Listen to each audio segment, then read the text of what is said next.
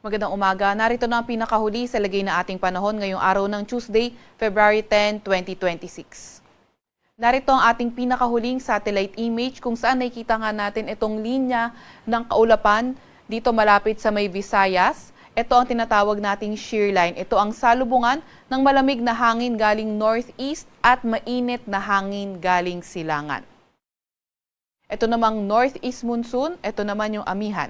So itong shear line, inaasahan nga natin makakaapekto sa Visayas at northeast monsoon makakaapekto sa may Luzon area. Itong shear line ay magdadala ng mga pag-ulan sa malaking bahagi ng Visayas, ilang bahagi din ng Bicol region at maliit na bahagi ng Caraga area. At cloudy skies with rains yung dadalhin naman na pag-ulan ng northeast monsoon sa ilang bahagi ng Luzon. Sa kasulukuyan, wala naman tayong minomonitor na low pressure area or bagyo sa loob or malapit sa ating Philippine Area of Responsibility. Gayunpaman, patuloy nating minomonitor itong cloud cluster sa boundary ng ating Philippine Area of Responsibility. Kaya patuloy tayong mag-antabay sa mga ilalabas na update ng Pag-asa.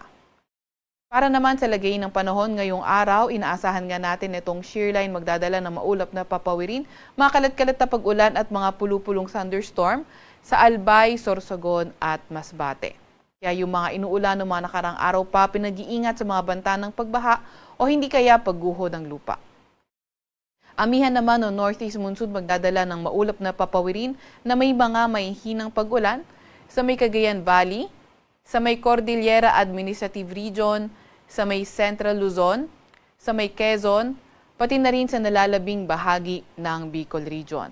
Mas magandang panahon sa nalalabing bahagi ng Luzon kabilang ng Metro Manila kung saan may mga tsansa lamang tayo ng pulupulong may hinang pag-ulan. Agwat ang temperatura ngayong araw sa Metro Manila ay 21 to 29 degrees Celsius.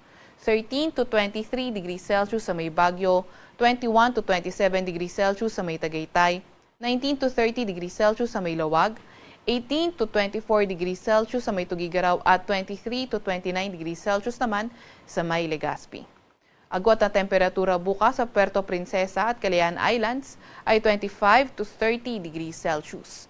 Para naman sa lagay ng panahon sa Visayas at Mindanao ngayong araw, nakikita nga natin na ang shear line patuloy na magpapaulan sa lugar ng Visayas pati na rin sa may Dinagat Islands. Kaya muli yung mga inuulan ng mga nakarang araw pa, mag-ingat sa mga banta ng pagbaha o hindi kaya pagguho ng lupa. Para naman sa nalalabing bahagi ng Mindanao, mas magandang panahon, ngunit may mga tsansa pa rin tayo ng mga localized thunderstorms. Yung mga kasamahan natin sa Regional Services Division, patuloy na maglalabas ng mga thunderstorm advisory, rainfall advisory o hindi kaya heavy rainfall warning kung kinakailangan. Agwat ang temperatura ngayong araw sa Cebu ay 24 to 28 degrees Celsius. 25 to 28 degrees Celsius sa may Iloilo at 24 to 30 degrees Celsius sa may Tacloban. Agwat ang temperatura sa may Zamboanga ay 24 to 33 degrees Celsius, 24 to 29 degrees Celsius sa Cagayan de Oro at 25 to 33 degrees Celsius naman sa may Davao. Meron tayong nilalabas na weather advisory. Ito ay updated ng 5 a.m. Dito yan sa may Occidental Mindoro, sa may Cebu, sa may Leyte, sa may Biliran, sa may Samar, Eastern Samar, Northern Samar at Sorsogon. So inaasahan nga natin 50 to 100 millimeters ng mga pag-ulan sa mga nabanggit na lugar. Kapag 50 to 100 millimeters yung mga inaasahan natin pag-ulan, posible nga yung pagbaha sa mga areas na urbanized, low-lying at malapit sa river at landslide sa mga highly susceptible areas. Yan ay for today. For tomorrow naman, mas konting areas affected by shear line na aabot sa 50 to 100 millimeters na mga pag-ulan. Yan ay sa may Albay at sa may Sorsogon. 50 to 100 millimeters pa rin na mga pag-ulan.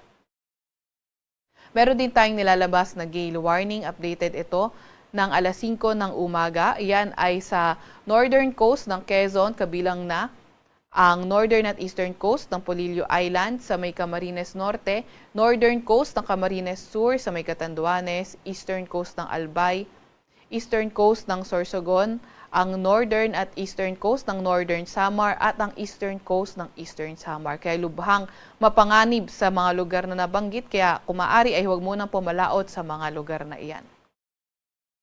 Para naman sa 4-day weather outlook, nakikita nga natin Wednesday to Friday, yung shearline posibleng magdala ng moderate to at times heavy rains sa lugar ng Visayas. Wednesday to Friday at pagdating ng Sabado, posibleng umangat nga yung axis ng shearline at ito ay magdadala ng moderate to at times heavy rains sa silangang bahagi naman ng Bicol region or silangang bahagi rin ng Southern Luzon. Kaya patuloy pa rin tayo mag-antabay sa mga ilalabas na update ng Pag-asa.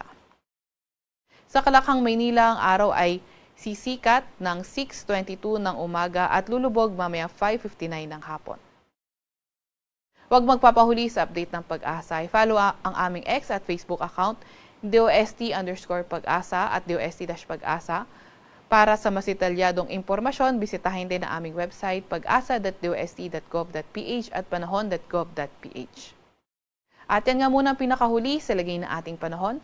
Mula sa Weather Forecasting Center ng Pag-asa, Veronica C. Torres, nag-ulat.